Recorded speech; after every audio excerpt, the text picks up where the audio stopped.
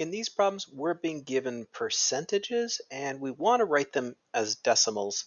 And I'm actually going to do this in a two-step process. I'm going to write this as a fraction first and then as a decimal because percentages, fractions, decimals, they're all different ways to represent the same numbers.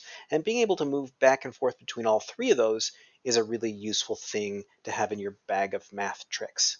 So the first thing I want to make sure everybody knows is that this percent sign means per 100 or over 100. So if I have 1%, it's 1 over 100.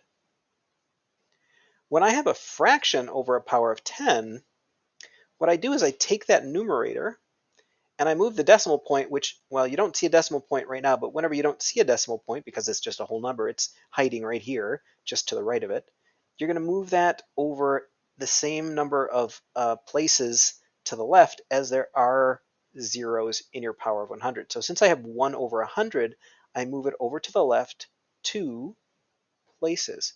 And you'll notice I move it over 1 and it comes right in front of the 1, and then I move it over again and I've got an empty spot to fill in, so I've got to put an extra 0 in there. So this is 0.01 as a decimal. Now, you can skip the fraction step. You can just learn that 1% to convert to a decimal, you're going to move that decimal point to the left 2 places. That's okay to learn it that way, but I wanted to show this intermediate step just so you have that in your head. Let's try another one. Here we have 60%. That is the same as 60 over 100.